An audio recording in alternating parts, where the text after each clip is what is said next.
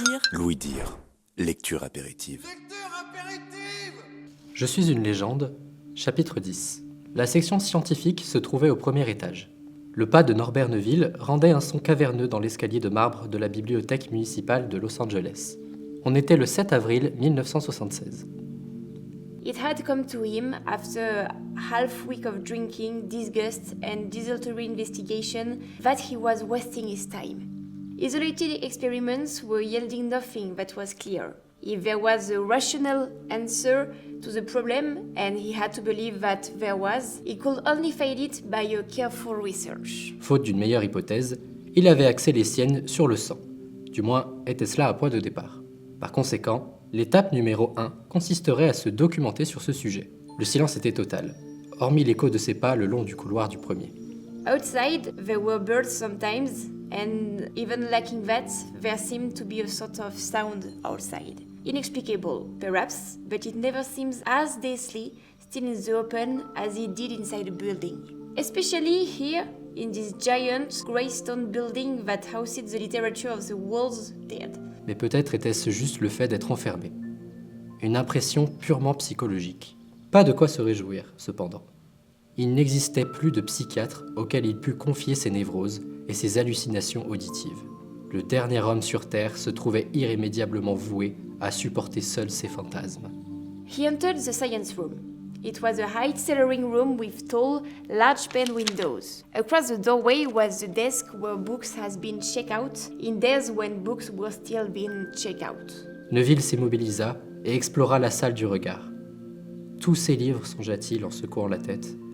Ces résidus de l'intellect planétaire, raclures de cerveaux frivoles, peau pourrie d'artefacts incapables de sauver l'homme de l'anéantissement. Ses pas claquaient sur les carreaux sombres quand il s'approcha des rayons de gauche, survolant les étiquettes entre les différentes sections. Astronomy, he read. Books about the heavens. He moved by them. It was not the heavens that he was concerned about. Man's lust for the start, he died with the others. Physics, chemistry, engineering. He passed them by and entered the main reading section of the science room. He stopped and looked up at the high ceiling. Outre 2 rangées de lampes mortes, celui-ci était divisé en caissons décorés dans le style des mosaïques indiennes.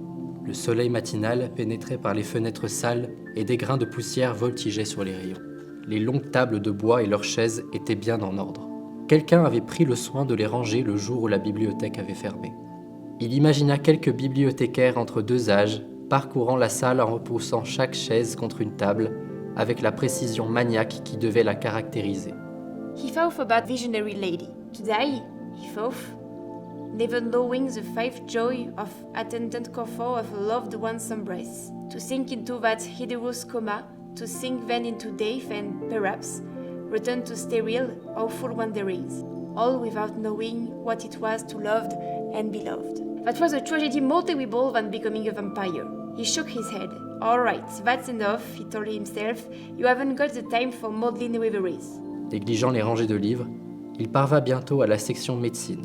C'était là ce qu'il cherchait.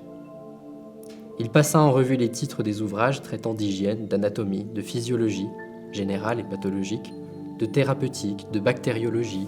Il en prit 5 de physiologie et plusieurs autres consacrés au sang qu'il posa en pile sur une table poussiéreuse. Était-il utile qu'il se documente sur la bactériologie ?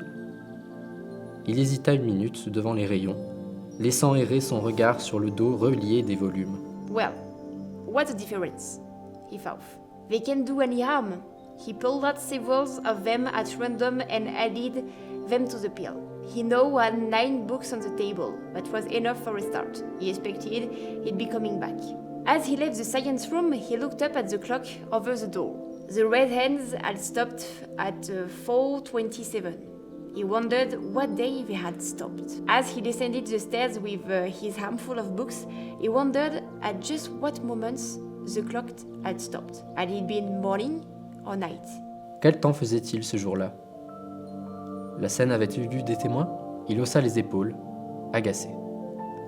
Qu'est-ce que cela pouvait faire ? Cette nostalgie envahissante commençait à l'horripiler. C'était une faiblesse dont il devait à tout prix guérir pour aller de l'avant. Pourtant, il se surprenait continuellement à méditer sur tel ou tel aspect du passé. C'était pour ainsi dire plus fort que lui. et cela le rendait furieux contre lui-même. He couldn't get the hung front doors open from the inside either. They were too well locked. He had to go through the broken window again, first dropping the books to the sidewalk one at a time, them himself. He took the books to his car and got in. Juste comme il démarrait le moteur, il s'avisa qu'il était garé le long d'un trottoir interdit au stationnement et qui plus est, à contresens. Il parcourut la rue du regard appelant « Ohé, monsieur l'agent !» Il rit pendant un bon kilomètre sans pouvoir s'arrêter, en se demandant ce qu'il y avait de si drôle.